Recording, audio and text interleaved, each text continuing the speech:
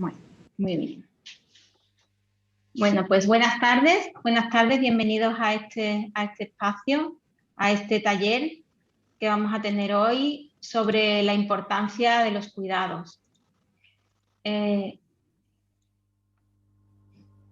Dentro del proyecto de Sevilla Contigo, Ciudad Compasiva.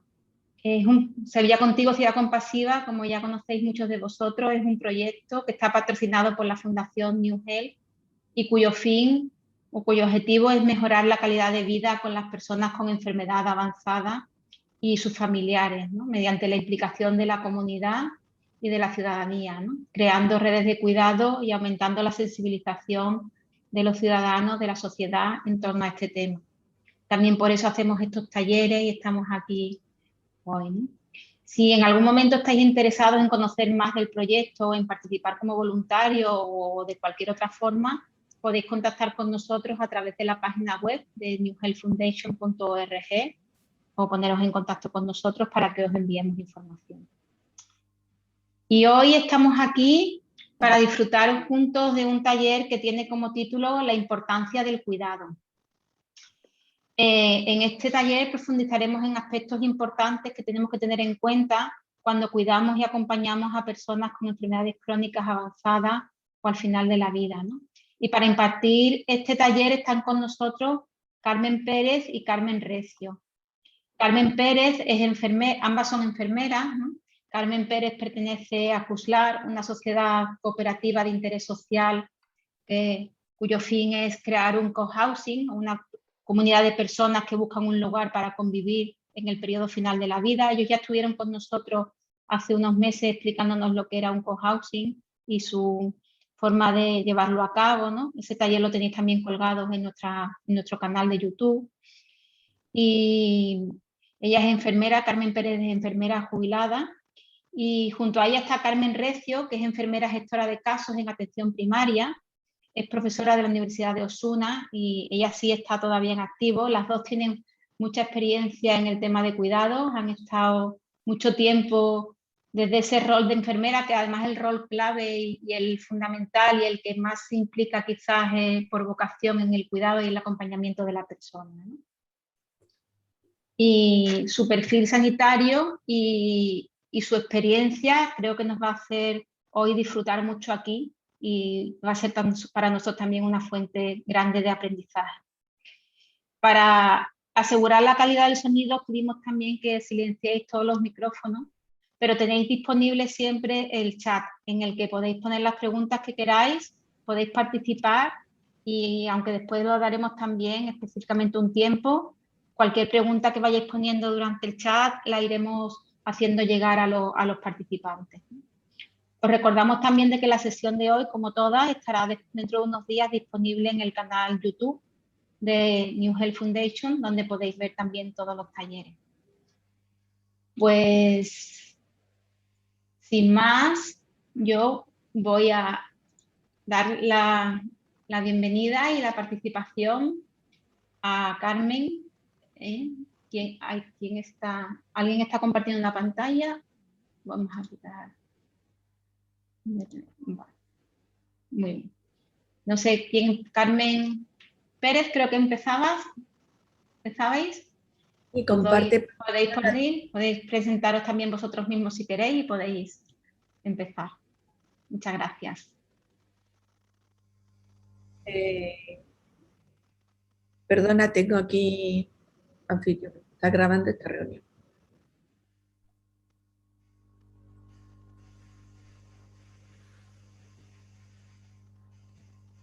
¿Sí?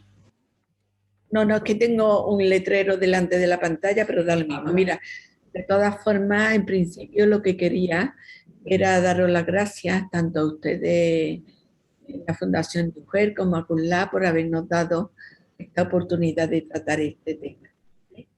Quisiera también dar las gracias a todas las personas que estáis ahí dedicándonos vuestro tiempo. Y vamos a hacer una visión, en principio, en general de los cuidados paliativos, como un recordatorio a todas aquellas personas que puedan participar en este tema. No quiero olvidarme de aquellas otras personas que desde otros países han sintonizado con nosotros. Yo quisiera iniciar el tema con por qué es importante hablar de los cuidados. La importancia de los cuidados viene porque ayuda a los pacientes y a su familiar y a su entorno a tratar y a mantener controlado el sufrimiento por aquellas disfunciones que se producen durante la enfermedad, pero también hay que tratar algunos otros aspectos que vamos a ver más adelante. Es muy importante que estos cuidados, sobre todo en los pacientes terminales y también en los pacientes con enfermedades crónicas, en donde sus funciones biológicas se van a ver afectadas. Quería hacer un pequeño resumen de los cuidados paliativos en España, donde estamos viendo que menos del 13% del 20% de las personas recibieron cuidados paliativos, mientras que más del 80% que podían haberlo recibido no lo recibieron.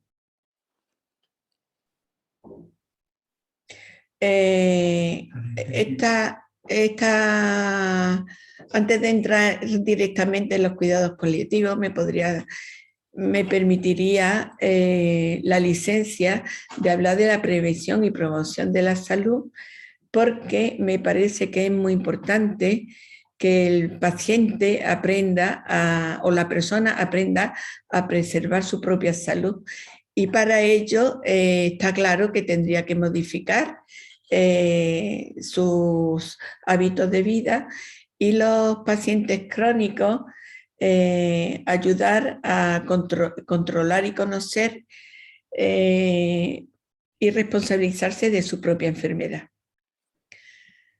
La prevención y promoción de la salud ha de consensuarse con los distintos profesionales del equipo para saber cuáles son las necesidades de la persona y para liderar el autocuidado como estrategia, ya que cada vez tenemos personas más envejecidas y con más enfermedades crónicas.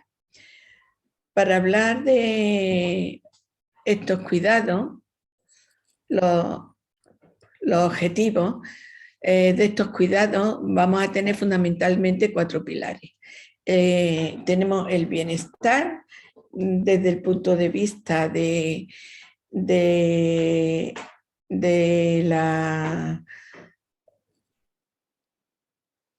el bienestar desde el punto de vista de que el enfermo se encuentre bien durante todo el proceso de su enfermedad, mejorando su calidad de vida, disminuyendo el sufrimiento y también conservar toda su autonomía y dignidad de las personas para controlar ellos mismos, tomar sus propias decisiones.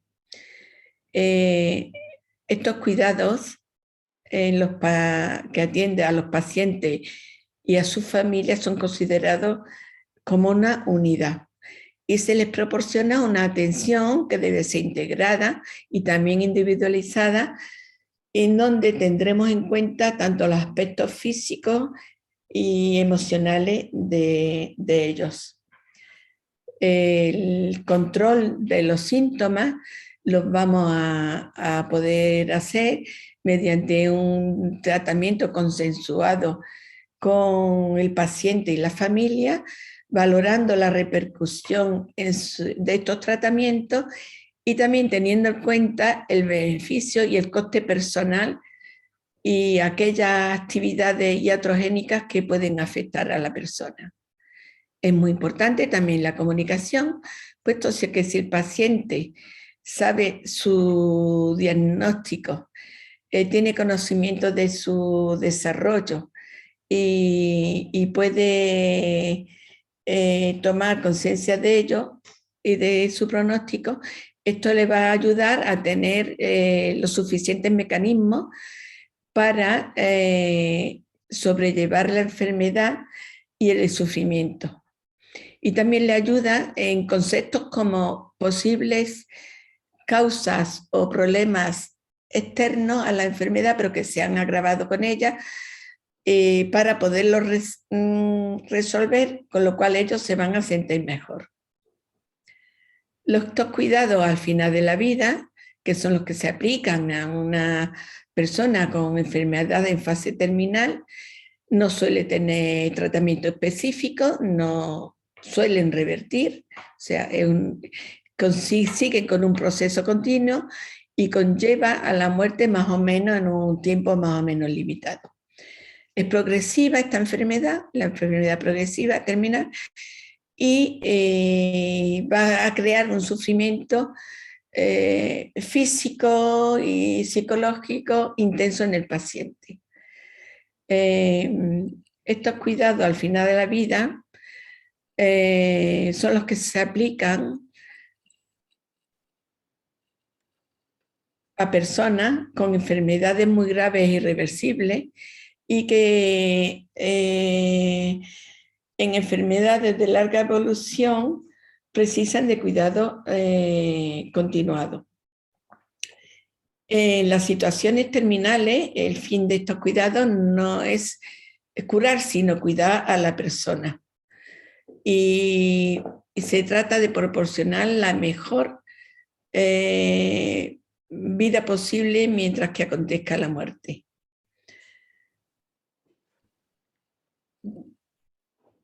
¿Dónde aplicar estos cuidados? ¿A quién van dirigidos estos cuidados? Lo hemos comentado, nosotros vamos a aplicar estos cuidados en unidades asistenciales, en los cuales no se aplican tratamientos específicos, van a mitigar los síntomas y los efectos secundarios, y después tenemos las unidades paciente-familia, son unidades que se realizan los cuidados en casa, donde el plan de atención está individualizado bajo un grupo de supervisión del equipo especializado y con apoyo tecnológico en el momento que les sea necesario. El equipo de estos cuidados va a estar formado por distintos profesionales que coordinan la mayor parte de la atención paciente, tiene una función asistencial específica y no otras patologías. Esta unidad de equipo va a complementar a la atención primaria, va a coordinar a los distintos niveles asistenciales y también se encarga de dar docencia y cuidados en formación en docencia y cuidados paliativos. Va a desarrollar protocolos y guías de actuaciones y seguimiento. Los cuidados paliativos. Avanza la diapositiva, Carmen, porfa. Los cuidados paliativos en España y Andalucía se definen como con el objetivo de proporcionar una atención integral de la persona con una respuesta adecuada para su situación física, social y espiritual, y que les permiten llevar una vida digna hasta el final, tanto al paciente como a la familia. A la familia se le va a dar apoyo durante el tiempo de los cuidados y después durante el duelo. La Sociedad Española de Cuidados Paliativos y la Organización de Enfermería de Cuidados Paliativos, bajo el lema Mi cuidado, mi derecho, está pidiendo que se ofrezca los cuidados paliativos de calidad dentro de la cobertura sanitaria universal. Para llevar a cabo todo esto, nosotros vamos a tener en cuenta al cuidador habitual. El cuidador habitual es clave en la atención al paciente porque y puede ser una persona especializada en cuidado gerontológico, puede ser un familiar con apoyo de un equipo completo, con equipos de cuidado como el consejero, enfermera, fisioterapia, etcétera. Y también algunas veces o ocasionalmente puede ser un amigo.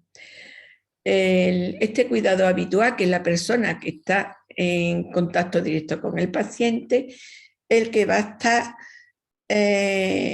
consciente del estado emocional de él y que le va a prestar la ayuda necesaria para que sentirse mejor y más útil. ¿Qué pasa con el cuidado habitual que está todos los días allí? Este cuidado habitual, si no se cuida a sí mismo, algunas veces va a sentir que no está prestando la atención necesaria, con lo cual debe tener sus propios objetivos, que serían descansar adecuadamente, alimentarse, hacer ejercicio, tiene que mantener unas relaciones sociales y, por supuesto, mantenerse en contacto con el exterior. Y dentro de la atención de la individualizada, que se establece para unidades, familia y paciente, el fin que él da una respuesta consensuada con todos los todos los profesionales de la salud que deben colaborar, que deben elaborar en un plazo no muy extenso, sino más bien corto, toda la historia clínica y todas las acciones a llevar con el paciente. Y bajo el consentimiento de este paciente se le puede escribir en una plataforma que es la plataforma de telecontinuidad de cuidados paliativos. Aparte, la persona y su familia debe tener en su propio domicilio un informe escrito donde esté reflejado el diagnóstico, el pronóstico, el tratamiento actual, las posibles acciones a tener en cuenta de cuidado, las recomendaciones e indicaciones a la familia y donde la situación sociofamiliar también se considera importante, pues esto que puede influir en ese tratamiento del paciente. Los teléfonos del equipo profesional, por supuesto, porque tiene que estar también a disposición de otros profesionales. Y en Andalucía el teléfono de Salud Responde. Si hablamos de una atención compartida, el paciente estará bajo la responsabilidad del médico de atención primaria, y cuando el paciente está está hospitalizado en una unidad de cuidado, el responsable será el médico responsable de esa unidad.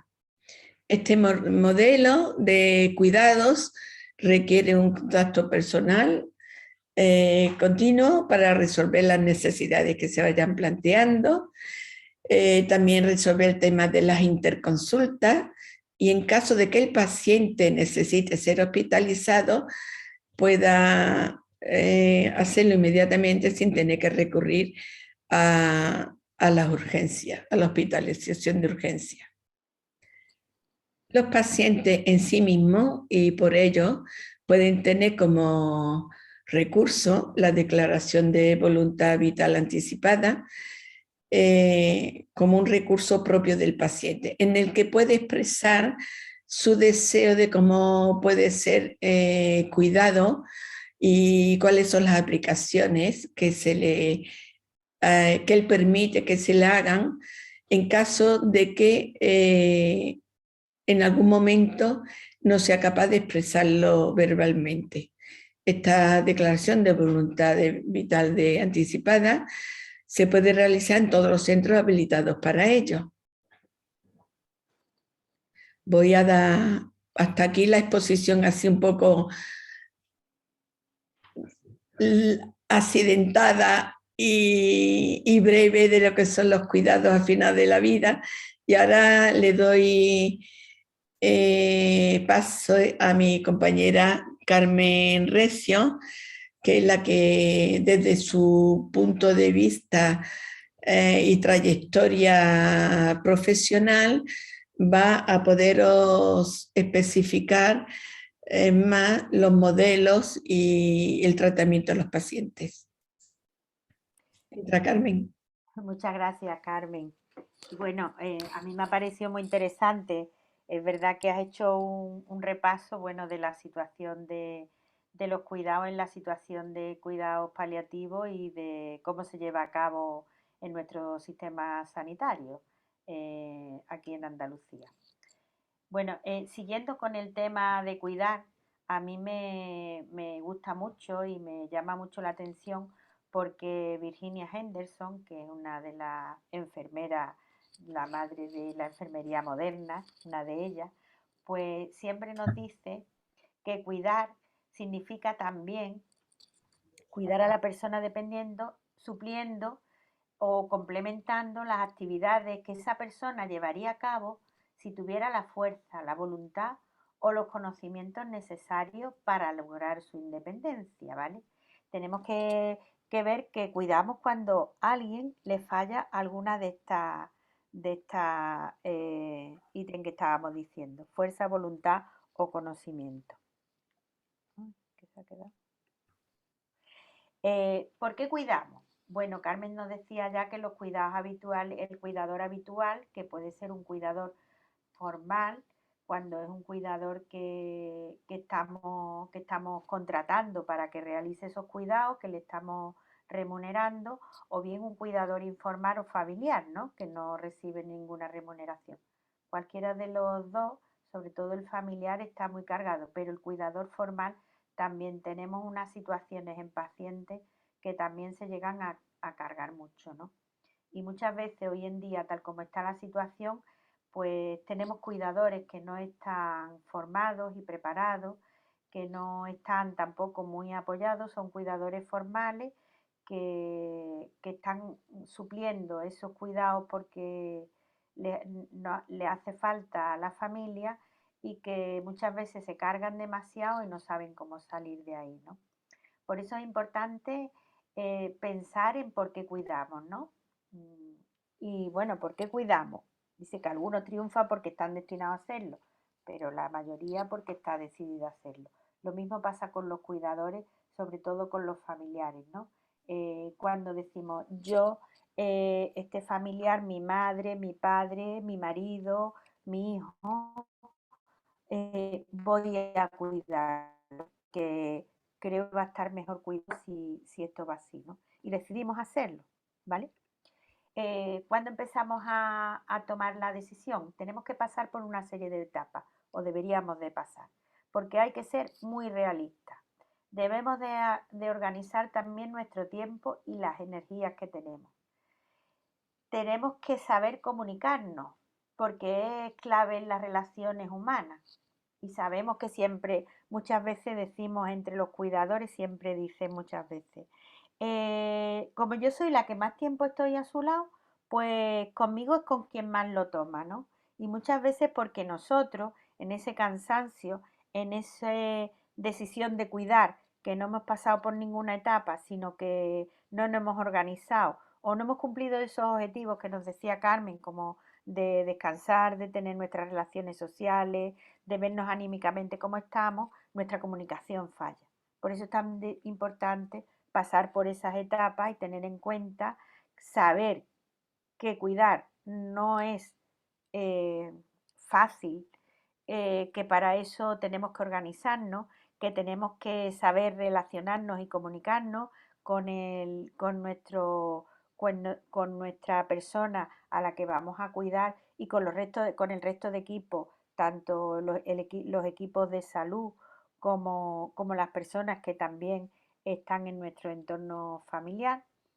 Y tenemos que planificar sobre todo el entorno que tenemos con las nuevas necesidades.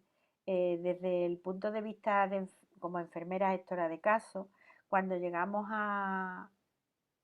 a un domicilio y la familia empieza a demandar muchas cosas, se me viene a la cabeza, bueno, pues uno de los que he hecho hoy, que empezó a demandar muchas cosas y yo le decía al hijo, pero hay cosas básicas que no se están cumpliendo. O sea, esta persona está con un proceso de una demencia, ha llegado a un tema de disfagia y no se le está preparando la comida adecuada. O no tiene la zona de descanso adecuada, porque además hay muchos muebles, pero no queremos quitarlo porque se le queda fea la habitación y es lo que tenemos ya establecido.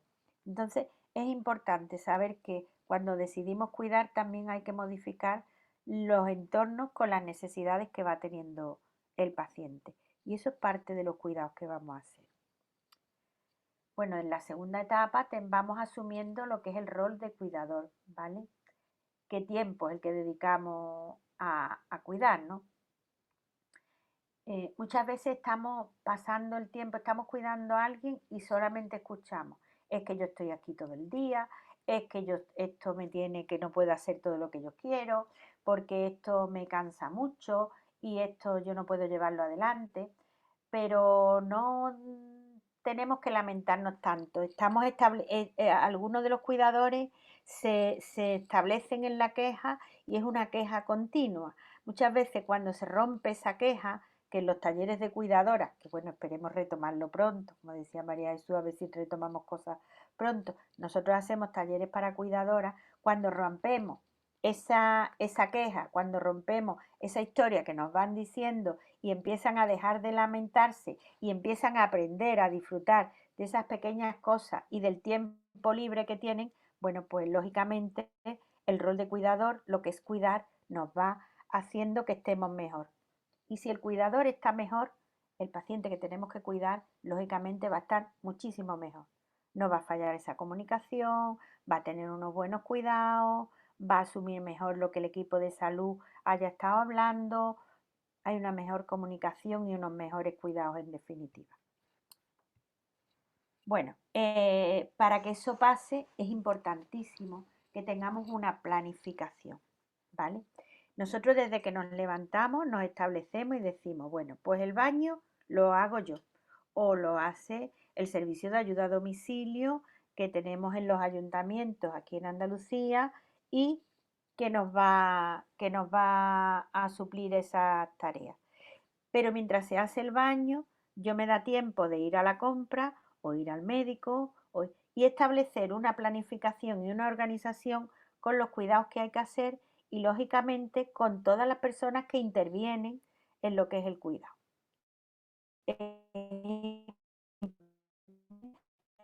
Establecer esos cuidados con una sistemática y unos horarios, porque eso va a favorecer lo que es la adquisición de esos hábitos al paciente, al enfermo, ¿vale?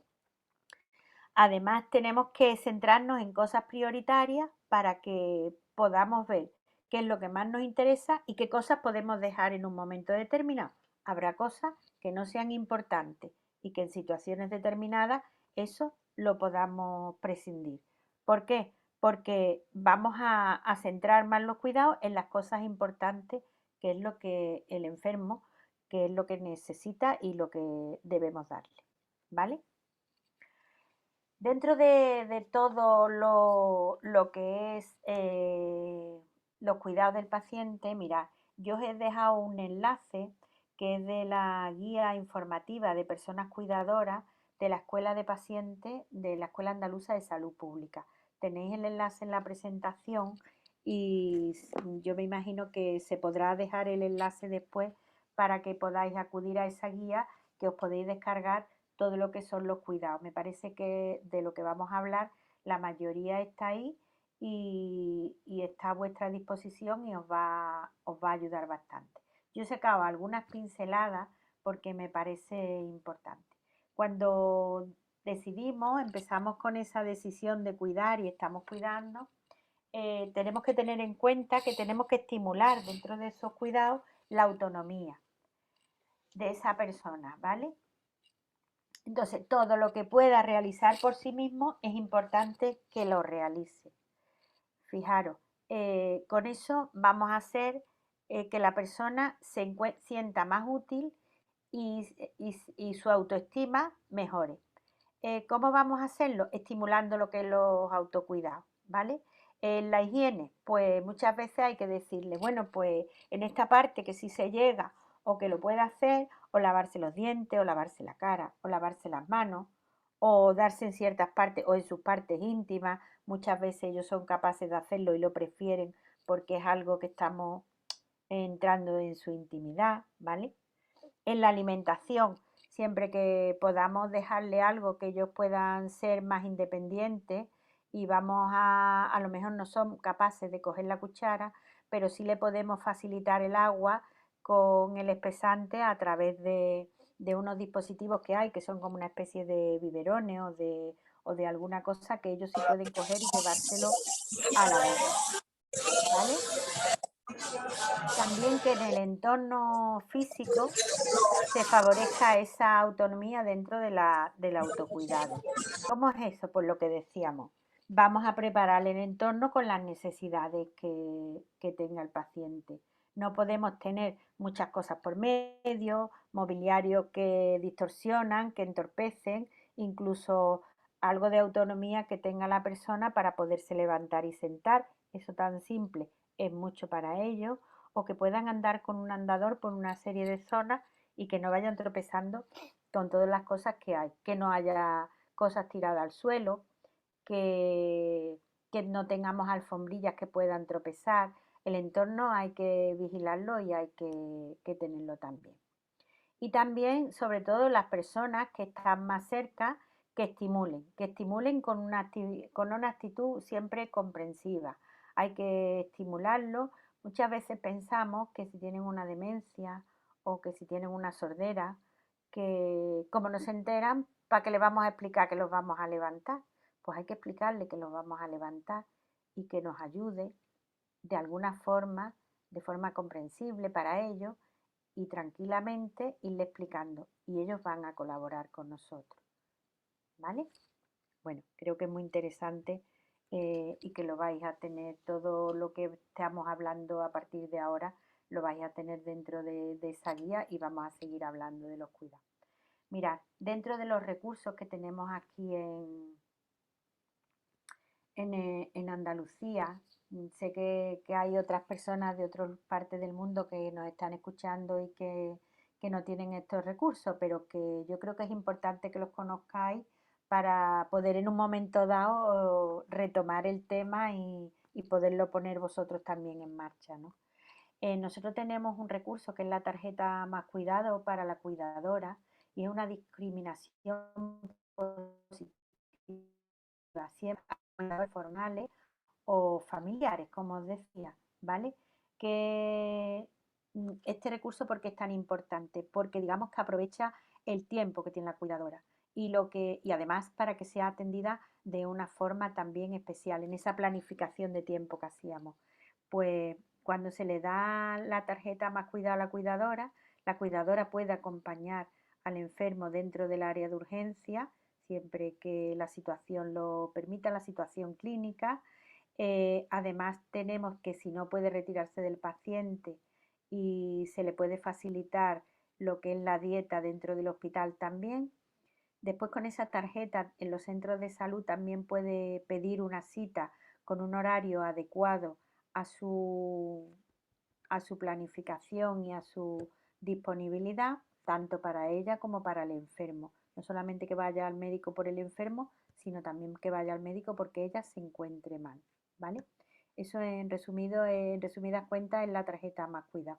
Siempre para cuidadoras familiares. Tiene una serie de características, nunca para cuidadoras formales, ¿vale? Las cuidadoras que tenemos contratadas, pues se supone que nosotros apoyamos esa parte. Dentro de los recursos también disponemos de los talleres de cuidadoras y cuidadores. Cuidadores tenemos, pues sí, en los talleres ya tenemos hombres que también cuidan, que también se preocupan y que les viene muy bien. En los talleres, además de aprender cuidados básicos, aprenden también a cuidarse ellos y a aprender eso que decíamos, esas etapas de cuidar y de saber hablar con el enfermo, de planificarse y de hacer más llevadero esa actividad. Después también tenemos los grupos de ayuda mutua de cuidadoras. ¿Os acordáis de los grupos de ayuda mutua de los alcohólicos? Es como surgió estos grupos. Dan bastante buenos resultados y comparten entre ellos los problemas que tienen y aprenden mucho unos de otros, con lo cual son muy efectivos y se llevan a cabo también aquí en Andalucía. Después otra cosa de las que tenemos es un material de ayuda en domicilio para los cuidados, que son una serie de disponibilidades de camas, de grúas, de barandillas, de colchones antiescaras, que tras la valoración del equipo de salud y de la enfermera gestora de caso, se ve si para la situación clínica del enfermo y lo necesita, y si hay disponibilidad se le hace el préstamo, ¿vale? Y por otra parte, otro de los recursos es que cuando tenemos a un paciente en cuidados paliativos al final de la vida, pues el equipo de salud intensifica las visitas pues para tener más apoyado a la familia. Y dentro de ese equipo de salud, pues entra, como nos ha hablado Carmen, de lo que son los equipos de cuidados paliativos. Bueno, pues dentro de los tipos de ayuda, yo os he dejado ahí una serie que está todo en la guía de personas cuidadoras de la Escuela de Pacientes, ¿vale? Y que nos van a ayudar una, por ejemplo, la protección y cuidado personal, pues hay cosas que tenemos ese préstamo, pero otras cosas que vienen bien y que son la familia la que lo tiene que proporcionar. También tenemos a Cruz Roja, que también tiene disponibilidad de muchas de estas ayudas de las que hablamos aquí y que también nos hace el préstamo también bajo la valoración de la enfermera gestora de caso. Las camas, las grúas hidráulicas o los colchones antiescaras es lo que decía que era lo más específico de que teníamos desde el sistema de salud público, ¿vale? Yo desconozco ahora mismo si en los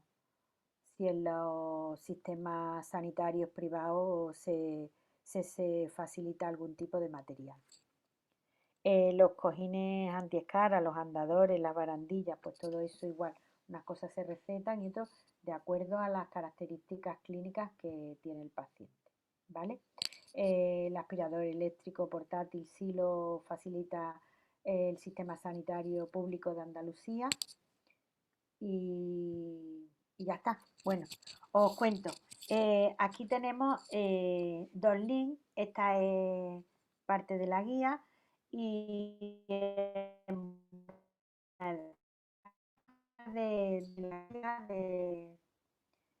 de la escuela de pacientes. Quiero que la veáis. A ver si carga. Sí, ¿la estáis viendo? ¿Veis en pantalla la guía? Tendrás que descompartir la pantalla para compartir la guía. Vale, vale, espera. Tienes que descompartir la presentación. Vale, pues voy a... Espera.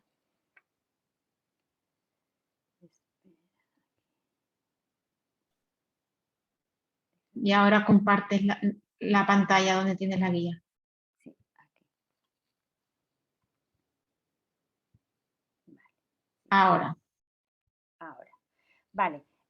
Mirad, esto es una página que es del sistema público andaluz, pero que está disponible en internet, está abierto a quien quiera entrar. ¿Qué tenemos aquí? Pues mirad, tenemos dentro de los cuidados, ¿vale? Que es donde estamos hablando, en lo que no las personas cuidadoras, ¿vale? Y dentro de las personas cuidadoras tenemos la guía y los recursos. Y esta es la guía de cuidar y cuidarse. Y aquí es donde digamos que os la podéis descargar, ¿vale? Y vais a tener esa información para todo. ¿Por qué os he puesto esto? Porque me parece mucho más interesante. Nosotros vamos a hablar de cuidados básicos y desde los cuidados básicos, como os decía, ahí vamos a tener una referencia. Siempre los cuidados dan la valoración del sistema del equipo de salud, qué necesidades van a tener. Mirad, cuando hablamos de cuidados básicos vamos a hablar de necesidades básicas, que también de Virginia Henderson. Entonces, cuando valoramos a la persona y vemos lo que es la nutrición, que quizás voy a empezar por ahí porque quizás sea lo que más agobia a los cuidadores.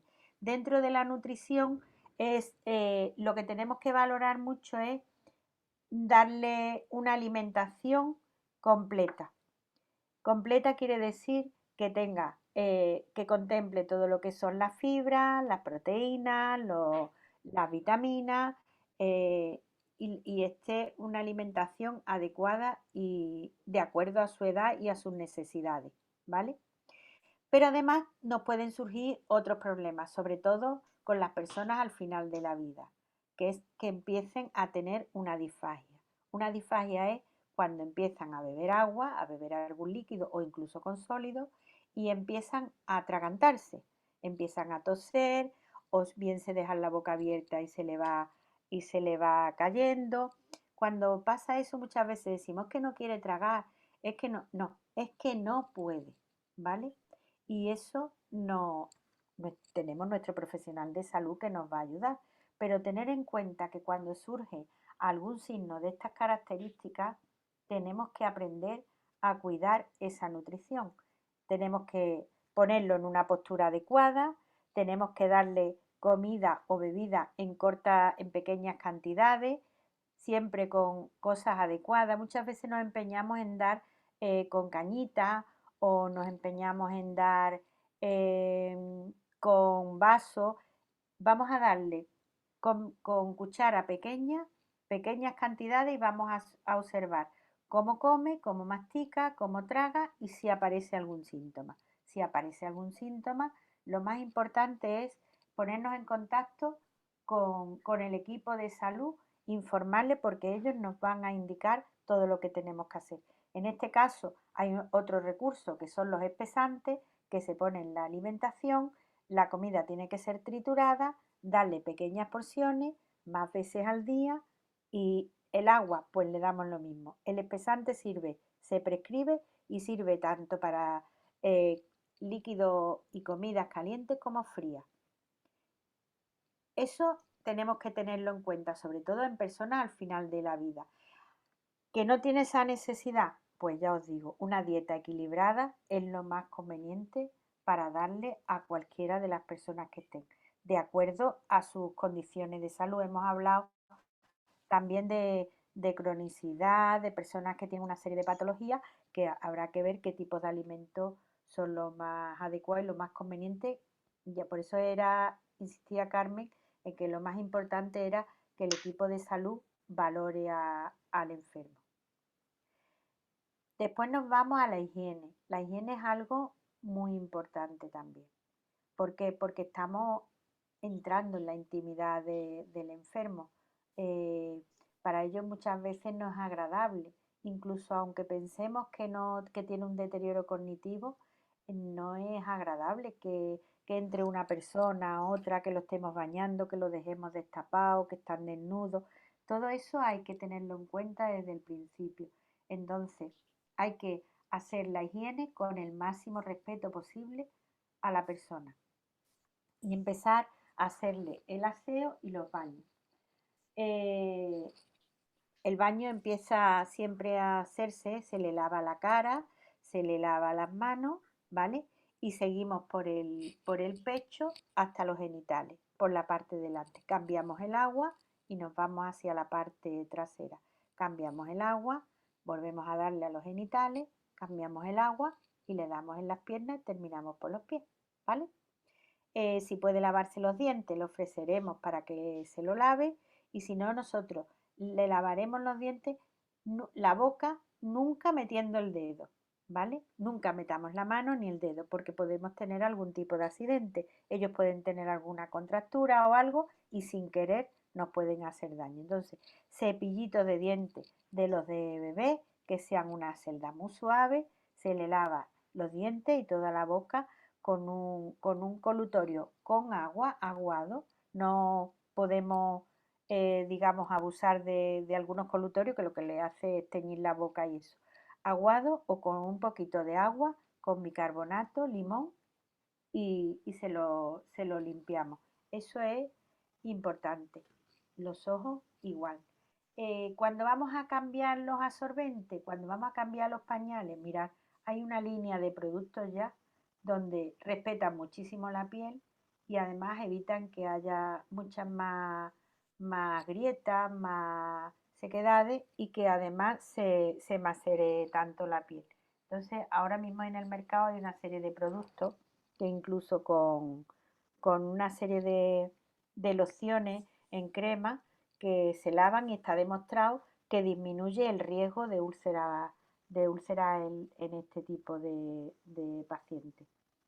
Se pueden utilizar también lo que son las toallitas, pero toallitas específicas. Cuando hablamos de toallitas, toallitas específicas para este tipo de pacientes.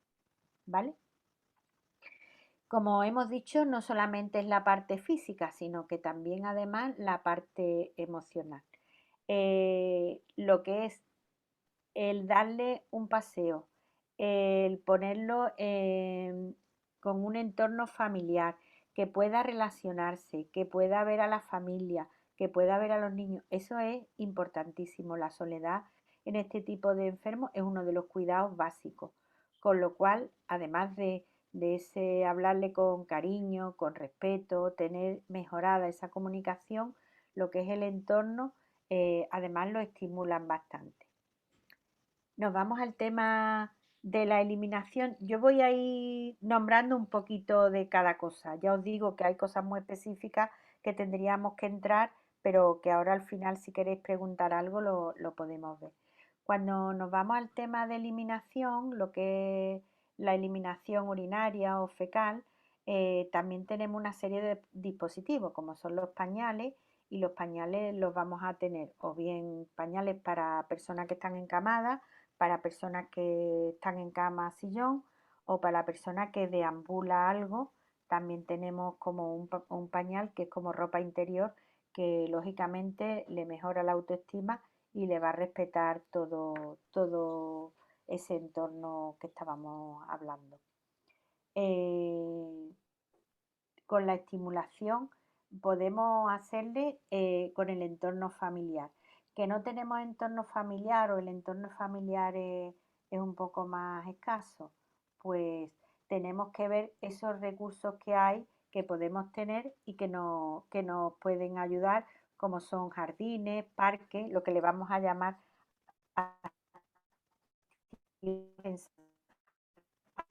zonas recreativas donde pueda y le apetezca ir, ¿vale?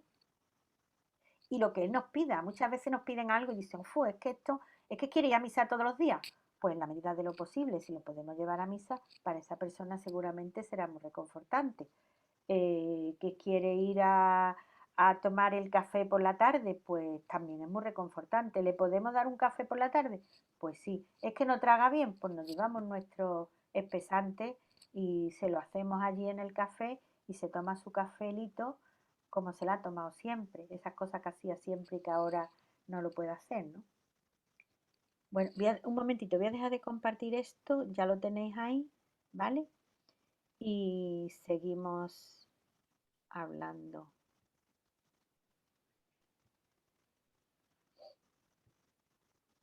Bien, sobre el tema de los cuidados hemos hablado de lo que es la alimentación, lo que es la nutrición con una dieta adecuada a las circunstancias clínicas del usuario. Me he venido aquí porque yo empiezo a hablar desde los cuidados, que por qué cuidamos, porque mirad, dentro de la asociación de CUSLAR, yo entiendo que es un activo en salud comunitario, ¿vale? Porque es un recurso que va a potenciar la capacidad que tienen los individuos para mantener la salud y el bienestar dentro de los últimos años de su vida. y que además, según entiendo y según hemos hablado muchas veces Carmen, Juan y yo, pues los mismos miembros de la sociedad, de esa asociación, van a prestar cuidado, cierto tipo de cuidado a los miembros, a los que conviven y que comparten esa comunidad. Con lo cual, a mí me parece que es una cosa bastante interesante reconocerlo como un activo en salud. Igual que tenemos una residencia o igual que tenemos un centro de día o un centro de participación activa. Creo que las sociedades que se están montando de este tipo las tenemos que incluir dentro de los activos en salud y que van a potenciar bastante los cuidados. Pero que es importante también que los miembros de esa asociación se formen en los cuidados y sobre todo se cuiden, como decíamos, para poder hacer una sociedad más sana dentro de esa prestación de cuidado, de ese de apoyo mutuo y puedan llevarlo mejor a cabo. Bueno, pues no me quiero extender, no sé cómo vamos de tiempo. Prefiero que me preguntéis sobre los cuidados, algo más específico que necesitéis.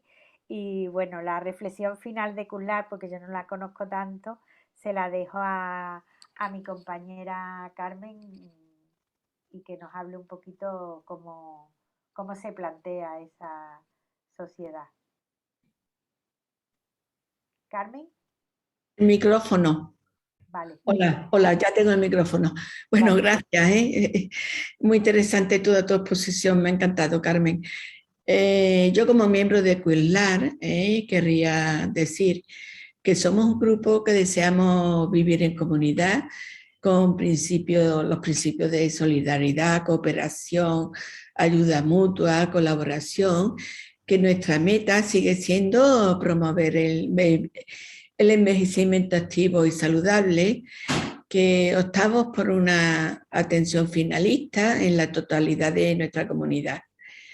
Y ya como una opción o visión personal, porque todavía no está concretado, yo creo que como contamos con una unidad específica de cuidado, se tendrán en cuenta la variabilidad de las patologías y las necesidades concretas de cada persona.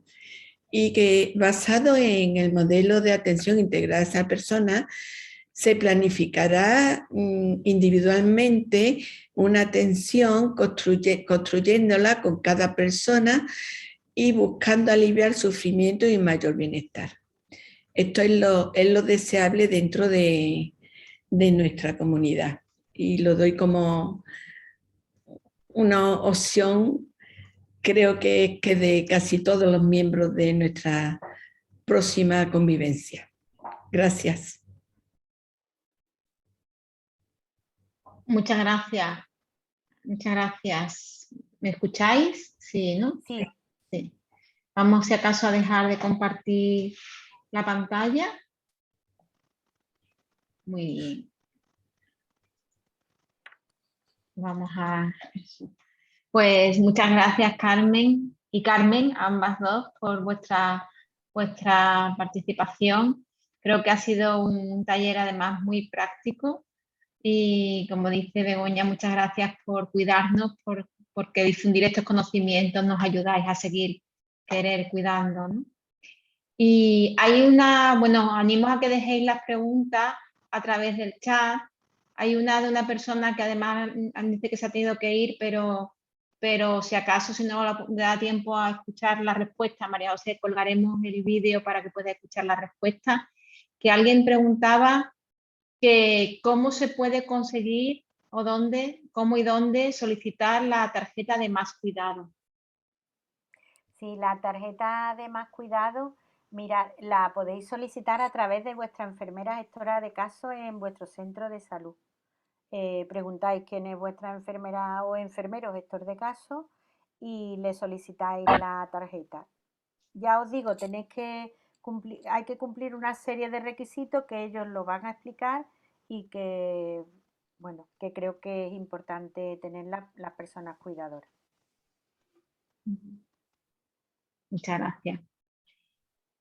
Dan también las gracias por los enlaces de la Escuela de Salud, del SAS, que son muy interesantes. Y no sé si hay alguna pregunta más. Yo quería hacer, me ha parecido muy interesante, quería hacer un poco de hincapié en dos aspectos que a mí me ha llamado la atención, ¿no? O que me parece que hay que reforzar. Una, que estabais al principio, ¿no? Que es importante conocer cómo a la persona le gusta ser cuidado, ¿no? Para poder cuidar bien. Creo que eso es, muchas veces tenemos que aprender a cuidar desde lo que pensamos que el otro quiere o desde el diálogo y la comunicación con el otro, más de lo que nosotros pensamos que es bueno para él, ¿no? No sé tu experiencia en este respecto, si nos puedes compartir un poquito. Pues sí, muchas veces, bueno, pues hemos aprendido al modelo medicalizado que teníamos, que era lo que yo digo es lo que le viene bien. Y como yo soy el profesional sanitario y soy el que sabe, pues usted lo acoge con la mejor voluntad del mundo y no es así, no es así. Tenemos que escuchar. Si no escuchamos lo que les gusta, lo que les viene bien y lo que necesitan, tampoco nos van a escuchar a nosotros, lógicamente. Y entonces no estamos cuidando ni ellos se van a sentir cuidados, se van a sentir algunas veces maltratados, aunque parezca una palabra muy fuerte, pero es así. Tenemos que escuchar qué es lo que necesita, qué es lo que le gusta. Y en un momento dado hay que negociar, hay que dialogar y hay que ver a dónde podemos llegar para que estén mejor cuidados. ¿Qué es lo que necesita para que estén mejor cuidados? No sé qué pensarás, María Jesús, tú también que tienes... Sí, yo quiero pensar lo mismo y además me estaba pensando también en la necesidad también del cuidador, ¿no? De aceptar ese también, ese cuidado, primero ese autocuidado, pero después también del cuidador también, no solamente su autocuidado de buscar sus espacios, sino que se deje también ser cuidado y ayudado por otros, ¿no? Hay veces que Claro, es difícil para el cuidador, asume esa responsabilidad que a lo mejor es la principal, pero todos podemos, estabas comentando, aprender a organizarse, a disfrutar de las cosas sencillas, ¿no?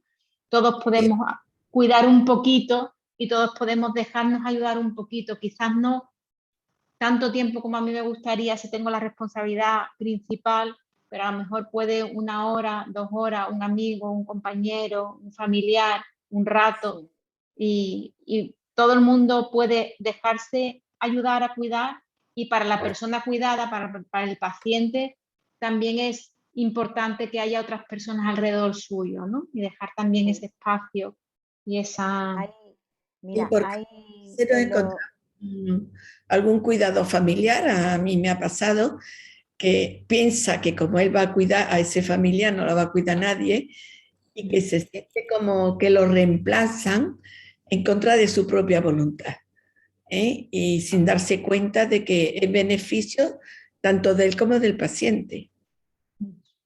Esa rotación en los cuidadores, no de forma aleatoria y sin tener en cuenta al paciente, pero sí circunstancialmente en muchos momentos. es curioso, pero en lo que yo hablaba de los talleres de cuidadora y de los grupos de ayuda mutua, primero fueron los talleres de cuidadora, pero por ejemplo, el grupo de ayuda mutua es muy enriquecedor porque hay veces que ellos resuelven sus propias situaciones, ¿no? Y llegó un momento en que cada uno tenía que dejar a alguien con esa persona que cuidaban para poder acudir al grupo, que era 1 hora más o menos, pero que esa hora se convertía en hora y media porque estaban muy a gusto, porque además hay un componente de confidencialidad que lo que se habla ahí no sale de ahí. Y entonces se sentían muy a gusto y podían expresar todos sus miedos, todas sus quejas y todas sus cosas. Y cuando veían cada uno cómo resolvía algo, cómo podía resolverlo, se sentían apoyados y además resolvían ellos solo su historia. O sea que, y era fundamental para ellos acudir al grupo, con lo cual dejaban de estar en la queja, como yo decía, están instaurados en la queja, hay que ver, no tengo tiempo, nadie me ayuda, nadie esto, para decir, no, no, no, no, soy yo la que tengo que decidir, esto no puede ser, esto lo tengo que hacer así o esto, porque aprendían unos de otros. Yo creo que la experiencia, si alguien se encuentra en un taller de cuidadora o en un grupo de ayuda mutua, creo que es una experiencia muy enriquecedora y que si tenéis oportunidad es importante conocerlo. Voy a dar la palabra. Cloti quería hablar. Creo que, Cloti, puedes abrir ahora tu audio. Es Lola la que quiere hablar. Mira, Bueno, mira, yo he tenido una experiencia muy reciente de un familiar que ha estado en una situación, bueno, terminal, tan terminal que ha fallecido. Y entonces, en los últimos momentos, en su última etapa, se negó a todo. Se negó a comer, se quitaba los pañales, tenía una agresividad muy grande. Y entonces, mi pregunta es, en el caso de que el enfermo no se deje ni quiera cuidar, que lo cuiden, ni comer nada, ni sólido, ni líquido, no había forma de nada. Bueno, tanto es así que la inanición lo llevó a la muerte. ¿Cuál es la actitud del cuidador en este caso? Ahí habría que analizar. Yo pienso que si el enfermo sabía que estaba al final de sus días y que se estaba muriendo, no sé si lo sabía o no. Regular. ¿Sabía él si se estaba muriendo o no? Tenía momentos de lucidez, o sea, era consciente en algunos momentos, pero la mayoría del tiempo estaba totalmente desconectado con toda la realidad. La mayoría, pero tenía momentos de lucidez porque yo estuve viéndolo y a mí me reconoció, a mi hija, a mi nieto, pero luego a renglón seguido empezaba a decir que vienen los del ejército, o sea, totalmente fuera de lugar y de momento de lo que estaba viviendo. Se le iba, la cabeza no estaba centrada. Yo, vamos, no sé, María Jesús también tiene más experiencia en esto. Yo pienso que algunas veces no nos damos cuenta que el enfermo sabe que se está yendo y empieza a vivir el duelo, está viviendo la pérdida y entra en ese proceso, pero además empiezan con ese proceso y empiezan también con deterioro cognitivo, con lo cual no son conscientes muchas veces de lo que hacen, de lo que dicen y de lo que le pasa. ¿Cuál es la actitud del cuidador? Pues entender que es una situación de pérdida, de que se va y de acompañarlo, tranquilizarlo, y muchas veces tenemos que hablarle y decirle que se quede tranquilo, que estamos ahí, que estamos para ayudarle y dejarlo ir, porque muchas veces no se van porque no los dejamos de ir, tardan más en irse. También hay el caso, porque lo tengo muy cercano, una amiga, que un día le dijeron que estaba teniendo problemas de relación en su conversación, no era capaz de seguir se le escapaban las palabras, no le llegaban. El diagnóstico fue de Alzheimer. Fue hoy Alzheimer y ya empezó a decir, me quiero ir, me quiero ir, me quiero ir. Cuando realmente muchas veces es tan consciente como yo de la vida, pero está dejándose ir. Y lo hacen de forma consciente. Ahí es más difícil actuar. Desde el cariño, claro. Al final solamente podemos estar, acompañar y respetar, ¿no? Cuidar, pero dejarlo. Y si no quieren, respetar su voluntad, ¿no? Si no quieren comer, si no quieren nada, ni trato, ni relación, respetar su decisión. Aunque tú sepas que no es consciente, su cabeza no está centrada. Respetar por eso y acompañar. es importante. Ahora se habla, de hecho, el taller que vamos a tener nosotros en el próximo mes de octubre va a ser justamente eso, que es de la planificación de voluntades, ¿no?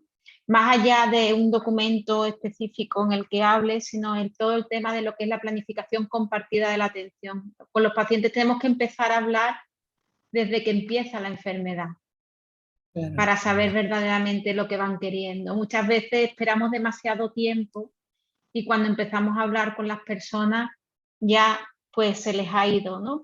No te da miedo abordar, muchas veces nos da miedo abordar porque le han dicho que tiene Alzheimer, si yo empiezo a preguntar es que parece que va a ser todo más rápido, es que como ponerle delante suya que se va a ir, delante suya la enfermedad, ¿no?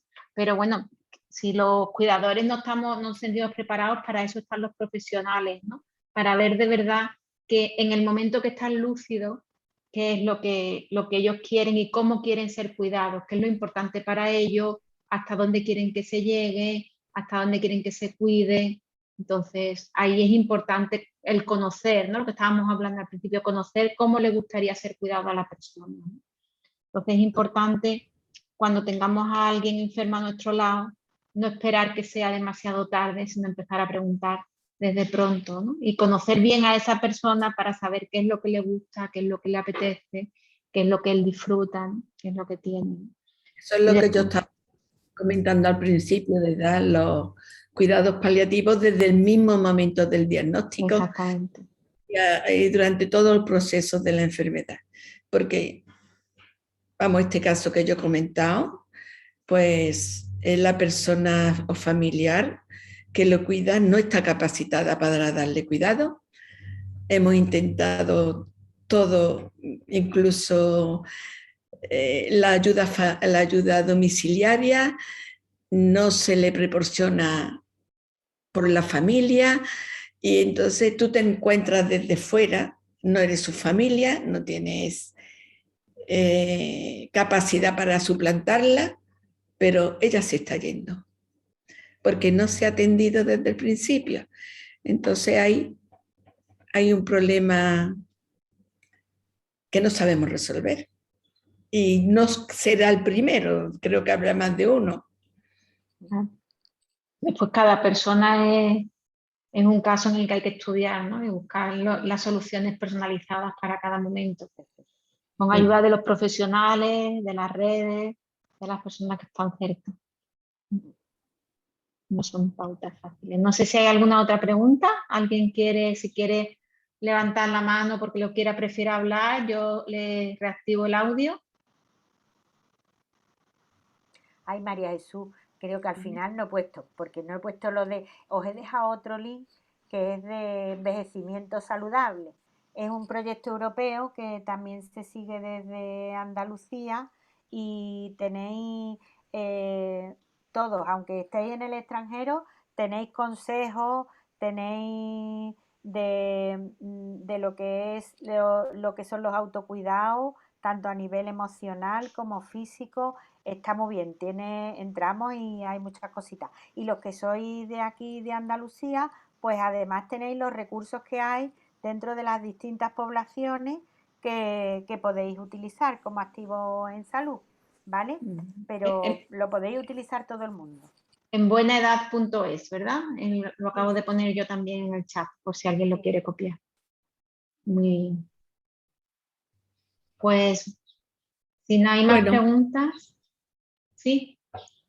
¿Quién ha dicho bueno? No, yo estoy viendo en el chat como 14 preguntas. No sé si... ¿Tú estás viendo preguntas en el chat? Pues léelas porque yo no las leo las preguntas. Yo tengo chatear 14, pero no las puedo activar. Yo... ¿No las puedes leer tu chat? Están dando las gracias, y... Espérate, voy a cerrar y volver a abrir el chat porque no sé por qué. No te preocupes, María Jesús. Yo las gracias sí. Se nos olvida dar la oportunidad de ayudar a los demás, también estaban comentando, muy interesante el contenido, pero preguntas no veo exactamente. Veía en el chat 14. Muy interesante, muchas gracias. Sí, 14 por participaciones, pero son dando las gracias. Vale. Bueno, pues lo dejamos aquí. Muchas gracias, de verdad que ha sido muy interesante, además desde la práctica, cómo ha hecho ese recorrido por las partes fundamentales del cuidado. Y agradecemos también la presencia de las dos. Y nada, os invitamos a seguir a todos, a seguir con nosotros y a seguir conectándonos en este maravilloso mundo de los cuidados. Nos vemos prontito. Un abrazo. Gracias. Adiós. Adiós.